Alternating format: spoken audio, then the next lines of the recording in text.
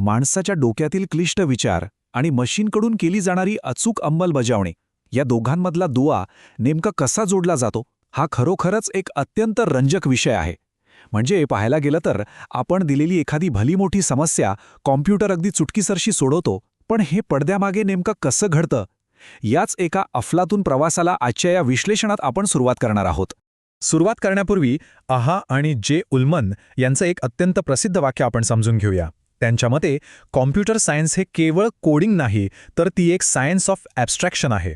सोप्या भाषेत सांगायचं तर एखाद्या समस्येचं आधी एक अचूक मॉडेल तयार करणं आणि ती सोडवण्यासाठी योग्य तंत्र विकसित करणं हा याचा मूळ उद्देश आहे. आपण ज्याला कोडिंग म्हणतो ना, ती तर या पूर्ण वैज्ञानिक प्रक्रियेची फक्त आणि फक्त शेवटची पायरी असते. आता जरा या उदाहरणाचा विचार करा. भारतीय रेल्वेसारखं अवाढव्य आणि कमालीचं गुंतागुंतीचं नेटवर्क पूर्णपणे स्वयंचलित कसं केलं जाऊ शकतं? हजारो ट्रेन्स, लाखो प्रवासी आणि त्यांचे असंख्य मार्ग यांचं अचूक नियोजन फक्त एखादा कॉम्प्युटर स्वतःहून जादू केल्यासारखं करू शकत नाही.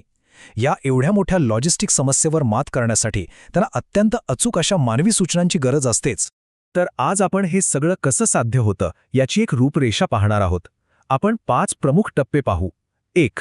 कम्प्युटरच्या मदतीने समस्या सोडवणं. 2. अल्गोरिथमची रचना. 3. फ्लो चार्ट्सच्या मदतीने लॉजिक व्हिज्युअलाइज करणं. 4. Pseudo code. आणि 5. Flow of control. चला तर मग पहिल्या टप्प्याकडे वळूया, कम्प्युटरच्या मदतीने समस्या सोडवणे. आता समजा एखाद्या गाडीतून अचानक काहीतरी विचित्र आवाज येऊ लागला, तर आपण काय करतो? आधी त्या आवाजाचं मूळ शोधतो किंवा मेकॅनिकची मदत घेतो, बरोबर? समस्येचं मूळ शोधून त्यावर उपाय काढणं हीच प्रक्रिया इथेही लागू होते. पण इथे एक मोठा गैरसमज दूर करणं गरजेचं आहे. कॉम्प्युटर्स हे स्वतःहून समस्या सोडवणारे नसून ते केवळ आज्ञाधारक नोकर आहेत, जे सूचनांचं तंतोतंत पालन करतात. कॉम्प्युटरचं यश हे पूर्णपणे एकाच गोष्टीवर अवलंबून असतं, आणि ती म्हणजे माणसाने ती समस्या किती अचूकपणे परिभाषित केली आहे आणि तिचं समाधान कसं डिझाईन केलं आहे. जर आपण दिलेल्या सूचनाच चुकीच्या असतील तर योग्य उत्तर मिळणं शक्यच नाही. आणि म्हणूनच समस्या निवारणाचे हे 4 प्रमुख टप्पे ठरवून दिलेले आहेत. पहिली पायरी म्हणजे समस्येचं सखोल विश्लेषण करणं. त्यानंतर त्याच्यासाठी एक अल्गोरिदम विकसित करणं. तिसरी पायरी असते कोडिंगची आणि चौथी असते टेस्टिंग आणि डिबगिंग. आता इथे एक गोष्ट नक्कीच तुमच्या लक्षात आली असेल, प्रत्यक्ष कोडिंगशी तिसऱ्या टप्प्यात येते.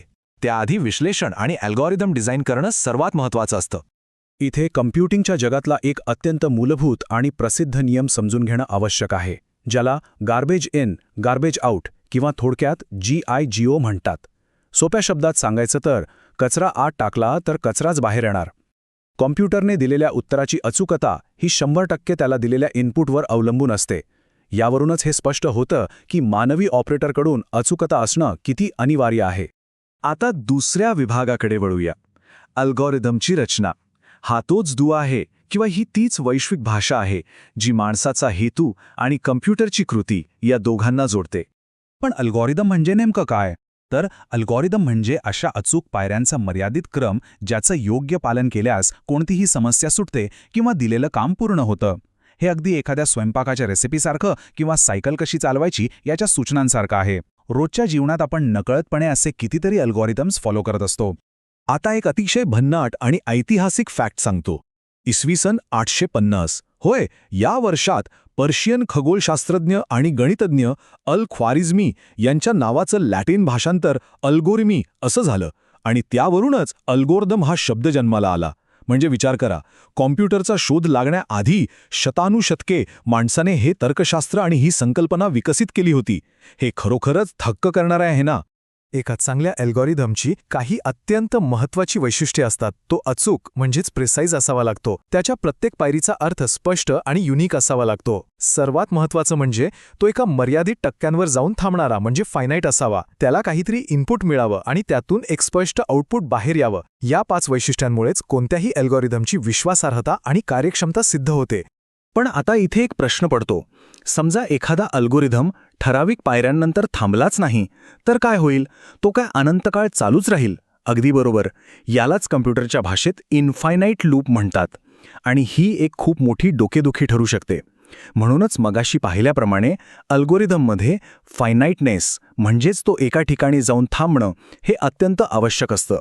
आता आपण पोचलोय तिसऱ्या विभागात, फ्लोचार्टच्या मदतीने लॉजिक व्हिज्युअलाइज करणं.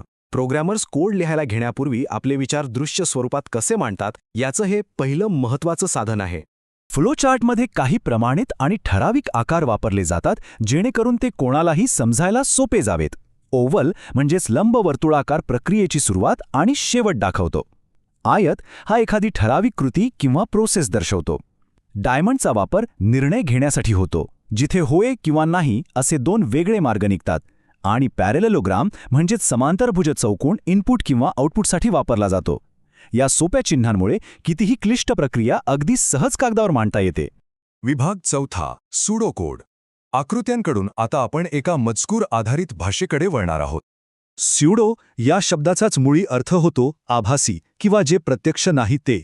म्हणजेच स्युडोकोड हा थेट कम्प्युटरला वाचण्यासाठी दिलेला कोड नसतो, तर तो माणसाला वाचता आणि समजता यावा यासाठी बनवलेला एक आराखडा असतो.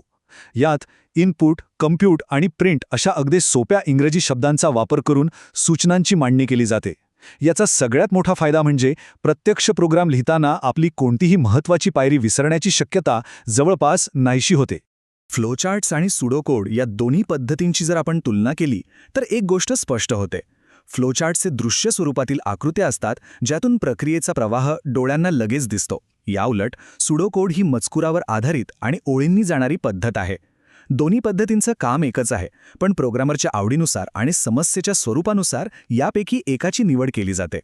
आणि आता शेवटचा टप्पा, फ्लो ऑफ कंट्रोल किंवा कंट्रोलचा प्रवाह निर्देशित करणं. लक्षात घ्या, अल्गोरिदम्स नेहमीच एका सरळ रेषेत चालत नाहीत. त्यांना परिस्थितीनुसार अनेकदा निर्णय घ्यावे लागतात. फ्लो ऑफ कंट्रोल म्हणजे नेमकं काय? तर घटना एकतर साध्या क्रमाक्रमाने घडू शकतात किंवा एखाद्या निर्णयावर आधारित त्यांचे वेगवेगळे मार्ग तयार होऊ शकतात. जसं की रोजच्या रस्त्यावर जर खूप ट्रॅफिक असेल तर आपण स्वाभाविकच दुसरा एखादा जवळचा मार्ग निवडतो ना. अगदी तसंच अल्गोरिदममध्ये यालाच सिलेक्शन किंवा ब्रांचिंग लॉजिक म्हणतात. चला याचे एक अतिशय सोपं उदाहरण पाहूया. मतदानाच्या पात्रतेचा नियम काय आहे? जर वय 18 किंवा त्याहून अधिक असेल तर ती व्यक्ती मतदानास पात्र ठरते, पण जर वय 18 पेक्षा कमी असेल तर ती पात्र ठरत नाही. अल्गोरिदम्स याच अटी तपासून ट्रू किंवा फॉल्स अशा बायनरी मूल्यांचा वापर करतात आणि पुढचा निर्णय घेतात. आता थोडं एकापेक्षा जास्त अटी असलेले उदाहरण घेऊया. जर विद्यार्थी 8 वर्षांचा असेल आणि त्याला गणित आवडत असेल तर त्याला ग्रुप ए मध्ये टाका, अन्यथा ग्रुप बी मध्ये. अशा प्रकारच्या लॉजिकमुळेच अल्गोरिदम्स त्यांच्याकडे असलेल्या प्रचंड मोठ्या डेटाचं अत्यंत वेगाने आणि अचूकतेने वर्गीकरण करू शकतात. तर मग आज आपण माणसाचं लॉजिक मशीनपर्यंत कसं पोचतं हा पूर्ण प्रवास पाहिला. शेवटी एक विचार नक्की करा, आपल्या दैनंदिन जीवनात अशा आणखी कोणत्या गोष्टी आहेत ज्यामध्ये खरे की खोटे किंवा ट्रू ऑर फॉल्स अशा कठोर निर्णय प्रक्रियेची आवश्यकता असते. एका प्रोग्रॅमरच्या दृष्टिकोनातून या जगाकडे पाहिलं तर आपल्या अनेक रोजच्या कृती अशाच लॉजिकल पायऱ्यांमध्ये बसतात हे नक्कीच तुमच्या लक्षात येईल. आजच्या या माहितीपूर्ण विश्लेषणात सहभागी झाल्याबद्दल खूप खूप धन्यवाद. असेच प्रश्न विचारत रहा आणि नवं काहीतरी शिकत रहा.